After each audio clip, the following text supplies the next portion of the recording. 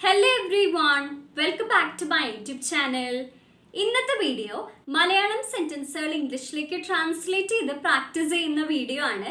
അപ്പോൾ എൻ്റെ വീഡിയോ ആദ്യമായിട്ട് കാണുന്നവർക്ക് വേണ്ടിയിട്ടാണ് ഞാൻ പറയുന്നത്. ഇവിടെ നമ്മൾ ചെറിയ മലയാളം സെന്റൻസുകൾ മാത്രമല്ല ഇംഗ്ലീഷിൽ ട്രാൻസ്ലേറ്റ് ചെയ്യാൻ പഠിക്കുന്നത്. നമ്മൾ വലിയ വലിയ സെന്റൻസുകൾ പോലും എങ്ങനെ ഈസി ആയിട്ട് ഒരു സ്ട്രക്ചർ ഓർത്ത് വെച്ചാൽ ട്രാൻസ്ലേറ്റ് ചെയ്യാമെന്നാണ് നമ്മൾ ഈ വീഡിയോസിലൂടെയൊക്കെ മനസ്സിലാക്കുന്നത്.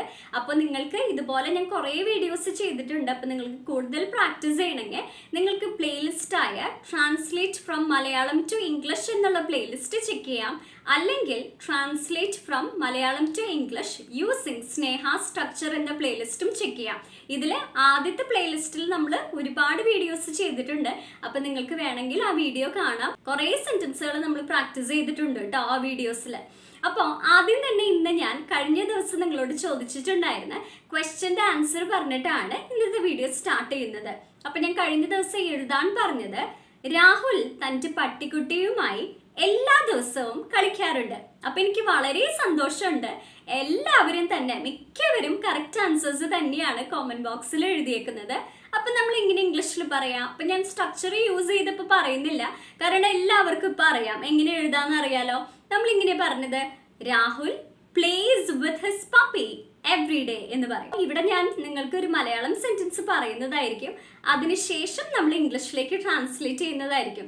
അപ്പം ഞാനിപ്പോൾ പറയുന്ന ഈ മലയാളം സെന്റൻസ് നിങ്ങൾക്ക് പല രീതിയിലായിരിക്കും നിങ്ങൾ ട്രാൻസ്ലേറ്റ് ചെയ്യുന്നത്, മനസ്സിലായി? അപ്പം ഞാൻ പറയുന്ന ഒരു വാക്ക് തന്നെ വേണമെന്നില്ല നിങ്ങൾ അവിടെ യൂസ് ചെയ്യുന്നത്.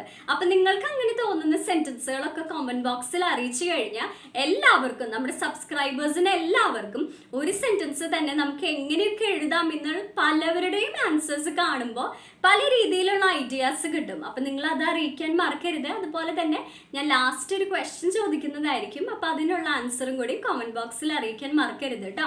അപ്പോൾ ഇന്നത്തെ ആദ്യത്തെ സെന്റൻസ് എന്ന് പറയുന്നത്, പാചകക്കാരൻ പ്രധാന പരിപാടിക്ക് മുന്നോടിയായി അതിഥികൾക്ക് ആഡംബര വിരുന്ന് ഹാളിൽ കൃത്യതയോടെയും ശ്രദ്ധയോടും കൂടി ഒരു സ്വാദിഷ്ടമായ ഭക്ഷണം തയ്യാറാക്കി.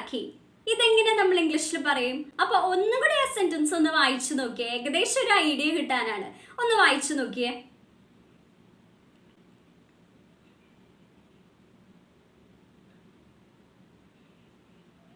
ഓക്കെ, അപ്പൊ നമ്മുടെ സ്ട്രക്ചർ അനുസരിച്ച് നമ്മൾ ആദ്യം എഴുതേണ്ടത് ഹൂ ആണ്. അപ്പൊ ഹൂ എന്ന് എഴുതണമെങ്കിൽ നമ്മൾ വേർബ് നോക്കാം. ഇവിടെ വേർബ് എന്താണ്? തയ്യാറാക്കി എന്നാണ് പറഞ്ഞത്. അപ്പോൾ ഹൂ എന്ന് പറഞ്ഞാൽ ആര് എന്നാണ് അർത്ഥം. ആരാണ് തയ്യാറാക്കിയത് എന്ന് നമുക്ക് ചോദിക്കാം. എന്താണ് ആൻസർ കിട്ടുക? പാചകക്കാരൻ എന്നാണ് പറഞ്ഞത്. അപ്പൊ പാചകക്കാരൻ എന്ന് പറയുമ്പോൾ നമുക്ക് രണ്ട് വാക്കുകളാണ് ഓർമ്മ വരിക. കുക്ക് എന്ന് വരും, അതുപോലെ ഷെഫ് എന്ന് വരും. അപ്പൊ ഇവിടെ ഞാൻ ഷെഫ് എന്നാണ് പറയുന്നത്. അപ്പൊ ഷെഫ് എന്ന് പറഞ്ഞാൽ എല്ലാം മാനേജ് ചെയ്ത് പ്ലാൻ ചെയ്ത് നമുക്ക് പറയാം കിച്ചണിലെ ബോസ് തന്നെയാണ് എന്ന് പറയാൻ പറ്റും. ഓക്കെ, അപ്പൊ കുക്ക് എന്ന് പറഞ്ഞാൽ മെയിൻലി കോൺസെൻട്രേറ്റ് ചെയ്യുന്നത് കുക്കിങ്ങിൽ മാത്രമാണ്. അതായത് ആ ഒരു ഭക്ഷണം പ്രിപ്പയർ ചെയ്യുന്നത് മാത്രമായിരിക്കും കുക്കിന്റെ റോൾ, മനസ്സിലായോ? പക്ഷെ ഷെഫ് കുറച്ച് ഡിഫറെൻ്റ് ആണ്. അവിടുത്തെ എല്ലാ കാര്യങ്ങളും ഡിസൈഡ് ചെയ്യുന്നതും മാനേജ് ചെയ്യുന്നതും ഒക്കെ ആരായിരിക്കും? ഷെഫ് ആയിരിക്കും. അപ്പൊ ഞാനിവിടെ ഷെഫ് എന്ന് വെച്ച് പറയണമെന്നേ ഉള്ളൂ. ഓക്കെ, അപ്പൊ നിങ്ങൾക്ക് ഏതാണ് പറയേണ്ടത് അതനുസരിച്ച് പറയാം. അപ്പൊ ഇവിടെ നമ്മൾ പെർട്ടിക്കുലർ ആയി ഈ ഒരു കാര്യം ചെയ്ത ഷെഫിനെ കുറിച്ചാണ് പറയുന്നത്. അപ്പൊ നമുക്ക് എങ്ങനെ പറയാം? ഇവിടെ നമ്മൾ ആർട്ടിക്കിൾ യൂസ് ചെയ്യണം. ഏത് ആർട്ടിക്കിൾ ആണ്? ദ ആണ് യൂസ് ചെയ്യുക. അപ്പൊ ദ ഷെഫ് എന്ന് പറയും. ഇനി നമ്മൾ വേർബ് ആണ് എഴുതേണ്ടത്. ഇവിടെ എന്താ വേർബ്? തയ്യാറാക്കി എന്നാണ് പറഞ്ഞത്. അപ്പൊ തയ്യാറാക്കുക എന്നുള്ളതിന്റെ ഇംഗ്ലീഷ് എന്താണ്? പ്രിപ്പയർ എന്നാണ്. അതിൻ്റെ ഒപ്പം ഇ ഡി ആഡ് ചെയ്താലാണ് തയ്യാറാക്കി എന്ന അർത്ഥം വരുള്ളൂ, അല്ലേ? കാരണം ഇത് കഴിഞ്ഞു പോയ പ്രവൃത്തിയാണ്. അപ്പൊ നമുക്ക് എങ്ങനെ പറയാം? The chef prepared in what? എന്താണ് തയ്യാറാക്കിയത്? എന്താണ് എന്നാണ് നമ്മുടെ മലയാളം സെന്റൻസിൽ എന്താണ്? ഒരു സ്വാദിഷ്ടമായ ഭക്ഷണം എന്നാണ് പറഞ്ഞത്. അതെങ്ങനെ നമുക്ക് ഇംഗ്ലീഷിൽ പറയാം? a delicious meal എന്ന് പറയും. അപ്പൊ ഫുഡ് എന്നും പറയാം. ഇവിടെ ഞാൻ മെയിൻലി നമ്മൾ ഊണെന്നൊക്കെ പറയില്ലേ, അപ്പൊ ആ ഒരു അർത്ഥത്തിലാണ് ഇവിടെ മീൽ എന്ന് പറഞ്ഞത്. അപ്പോൾ a delicious meal. ഇനി വാട്ട് നമ്മൾ എഴുതി. ഇനി നമുക്ക് ഫോർ ഹും, ആർക്ക് വേണ്ടിയിട്ടാണ് തയ്യാറാക്കിയത് എന്നാണ് എഴുതാനുള്ളത്. ആർക്ക് വേണ്ടിയാണ്? ആർക്കെന്നാണ് നമ്മൾ മലയാളം സെന്റൻസുകളിൽ പറഞ്ഞത്? അതിഥികൾക്ക് എന്നാണ് പറഞ്ഞത്. അപ്പൊ നമ്മൾ എങ്ങനെ പറയും? ഫോർ ദ ഗെസ്റ്റ് എന്ന് പറയും. ഓക്കെ, ഇനി നമുക്ക് ഫോർ ഹും പറഞ്ഞു, about whom no, whose no ഒന്നും എഴുതാനില്ല. ഹൗ എന്ന് പറയാനുണ്ടോ? ഹൗ എന്ന് പറഞ്ഞാൽ എങ്ങനെ. അപ്പൊ നമുക്ക് ചോദിക്കാം വേർബിനോട്, എങ്ങനെയാണ് പ്രിപ്പയർ ചെയ്തത്? എങ്ങനെയാണ് എന്നാണ് നമ്മുടെ സെന്റൻസിൽ പറഞ്ഞത്. കൃത്യതയോടെയും ശ്രദ്ധയോടും കൂടി എന്നാണ് പറഞ്ഞത്. അപ്പൊ നമുക്ക് എങ്ങനെ ഇംഗ്ലീഷിൽ പറയാം? വിത്ത് കൃത്യതയോടെ എന്ന് പറയാൻ വിത്ത് precision ആൻഡ് ശ്രദ്ധയോടുകൂടി എന്ന് പറയാൻ കെയർ എന്ന് പറയാം. വിത്ത് precision ആൻഡ് കെയർ. അപ്പൊ നമ്മൾ ഹൗ എഴുതി. ഇനി നമുക്ക് വൈ, എന്തിനാണ് തയ്യാറാക്കിയത് എന്ന് പറഞ്ഞിട്ടുണ്ടോ? ഇല്ല. വേർ, എവിടെയാണ് തയ്യാറാക്കിയത്? എവിടെയാണ് എന്നാണ് പറഞ്ഞത്? ആഡംബര വിരുന്ന് ഹാളിൽ എന്നാണ് പറഞ്ഞത്. അത് നമ്മൾ എങ്ങനെ പറയും? അപ്പൊ ഇവിടെ നമ്മൾ യൂസ് ചെയ്യേണ്ട പ്രപ്പോസിഷൻ ഏതാണ്? ഇൻ. അതിന്റെ ഉള്ളിലല്ലേ തയ്യാറാക്കിയത്, അപ്പൊ ഇൻ ആണ് യൂസ് ചെയ്യേണ്ടത്. In the luxurious. ഇനി എന്താ നമ്മൾ പറയാ?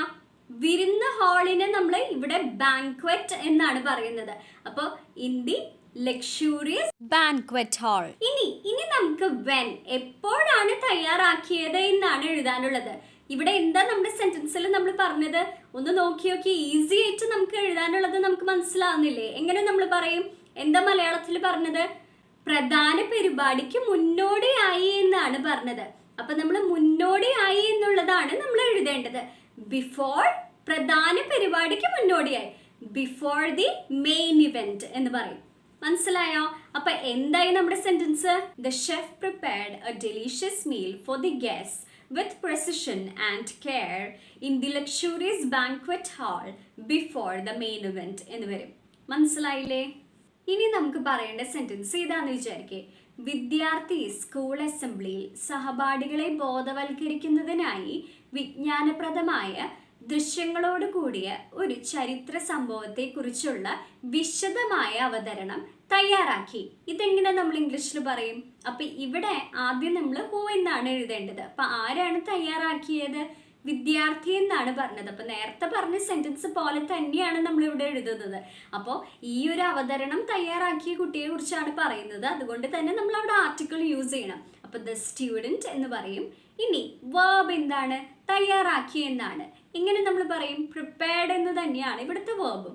അപ്പൊ ദ സ്റ്റുഡൻറ് പ്രിപ്പയർഡ് വാട്ട്, എന്താണ് തയ്യാറാക്കിയത് എന്നാണ് നമ്മുടെ സെന്റൻസിൽ നമ്മൾ എന്താ പറഞ്ഞത്? ഒരു ചരിത്ര സംഭവത്തെ കുറിച്ചുള്ള ഒരു വിശദമായ അവതരണം എന്നാണ് പറഞ്ഞത്. അപ്പൊ നമ്മൾ ഒരു വിശദമായ അവതരണം എന്ന് പറയാൻ നമ്മൾ എങ്ങനെ ഇംഗ്ലീഷിൽ പറയും? എ ഡീറ്റെയിൽഡ് പ്രസന്റേഷൻ എന്ന് പറയും. എന്തിനെ കുറിച്ചാണ്? ആ ഒരു സെന്റൻസിൽ തന്നെയുണ്ട് ഒരു ചരിത്ര സംഭവത്തെ കുറിച്ച് എന്നാണ് പറഞ്ഞത്. അപ്പൊ നമുക്ക് എങ്ങനെ പറയാം? ഓൺ എ ഹിസ്റ്റോറിക്കൽ ഇവന്റ് എന്ന് പറയും. ചരിത്ര സംഭവത്തെ കുറിച്ച് എന്ന് പറയാനാണ് നമ്മൾ അവിടെ ഹിസ്റ്റോറിക്കൽ ഇവന്റ് എന്ന് പറയുന്നത്. ഇനി നമുക്ക് for whom no, about whom no, whose no ഒന്നും എഴുതാനില്ല. ഇനി നമുക്ക് ഹൗ എന്ന് എഴുതാനുണ്ടോ? എങ്ങനെയാണ് തയ്യാറാക്കിയത് എന്ന് എഴുതാനുണ്ടോ? ഇവിടെ നമ്മൾ സെന്റൻസിൽ ഇവിടെ പറഞ്ഞിട്ടുണ്ട്. ഒന്ന് നിങ്ങൾ വായിച്ചു നോക്കിയേ.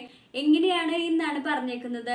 വിജ്ഞാനപരമായ ദൃശ്യങ്ങളോട് കൂടിയ എന്നാണ് അർത്ഥം വരുന്നത്. അപ്പോൾ അതായത് അവിടെ അർത്ഥം എന്താണ്? വിജ്ഞാനപ്രദമായ ദൃശ്യങ്ങളോട് കൂടി എന്നാണ് അർത്ഥം വരുന്നത്. അപ്പൊ നമുക്ക് എങ്ങനെ പറയാം?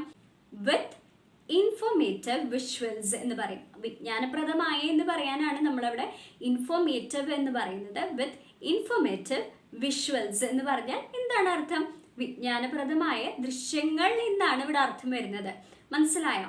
ഇനി വൈ, എന്തിനു വേണ്ടിയിട്ടാണ് അങ്ങനെ പ്രിപ്പയർ ചെയ്തത്? എന്തിനു വേണ്ടിയിട്ടാണ്? ഇവിടെ എന്താ നമ്മൾ പറഞ്ഞത്? സഹപാഠികളെ ബോധവൽക്കരിക്കുന്നതിനായി എന്നാണ് പറഞ്ഞത്.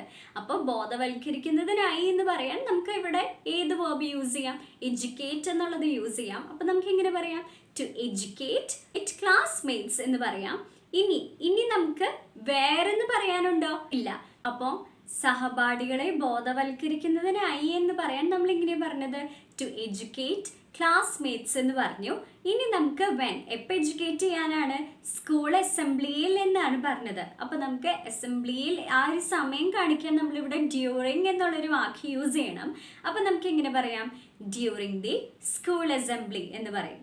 അപ്പൊ എന്തായി നമ്മുടെ sentence? The student prepared A detailed presentation on A historical event with informative visuals to educate classmates during the school assembly എന്ന് വരും. മനസ്സിലായില്ലേ? അപ്പോൾ ഇന്നത്തെ ക്ലാസ് എങ്ങനെയുണ്ടായിരുന്നു? നിങ്ങൾക്ക് എൻ്റെ വീഡിയോസൊക്കെ ഇഷ്ടപ്പെടുന്നുണ്ടോ? അപ്പോൾ കമൻറ്റ് ബോക്സിൽ നിങ്ങളുടെ അഭിപ്രായങ്ങൾ അറിയിക്കാൻ മറക്കരുത്. നിങ്ങളുടെ കമൻസും അതുപോലെ തന്നെ ഈ വീഡിയോയുടെ ലൈക്സ് ഒക്കെ കാണുമ്പോഴാണ് ഇനിയും ഞാൻ ഇങ്ങനത്തെ വീഡിയോസ് ചെയ്യണം എന്ന് എനിക്ക് മനസ്സിലാവുന്നത്. അപ്പോൾ നിങ്ങളുടെ സപ്പോർട്ട് തീർച്ചയായും എനിക്ക് വേണം. അപ്പോൾ നിങ്ങളുടെ അഭിപ്രായങ്ങൾ അറിയിക്കാൻ മറക്കരുത്. അപ്പോൾ ഞാൻ ഇന്ന് ചോദ്യങ്ങളായിട്ടല്ല ചോദിക്കുന്നത്. ഇന്ന് നിങ്ങൾ എന്താ ചെയ്യേണ്ടതെന്ന് വെച്ച് കഴിഞ്ഞാൽ, നമ്മളിപ്പോൾ 2 സെൻറ്റൻസ് ഇന്ന് നമ്മൾ ട്രാൻസ്ലേറ്റ് ചെയ്തു. അപ്പോൾ നിങ്ങൾക്ക് നമ്മുടെ സ്ട്രക്ചറിൽ എത്ര ഓർമ്മയുണ്ടോ ആ സ്ട്രക്ചർ കോമൻറ്റ് ബോക്സിൽ എഴുതാൻ മറക്കരുത്. മേ ബി നിങ്ങൾക്ക് സ്റ്റാർട്ടിങ്ങിൽ 2-3 വേർഡ്സ് ആയിരിക്കും ഓർമ്മ വരുന്നുണ്ടാവുക. അത് സാരമില്ല. എന്താണ് നിങ്ങൾക്ക് ഓർമ്മയുള്ളത് അത് കോമൻറ്റ് ബോക്സിൽ എഴുതാൻ മറക്കരുത്. എത്ര ഓർമ്മയുണ്ടെന്ന് നിങ്ങൾക്ക് തന്നെ ഇവാലുവേറ്റ് ചെയ്യാൻ വേണ്ടിയിട്ടാണ്. ഓക്കെ, അപ്പോൾ അടുത്തൊരു വീഡിയോ ആയിട്ട് മറ്റൊരു ദിവസം കാണാം. Thank you for watching.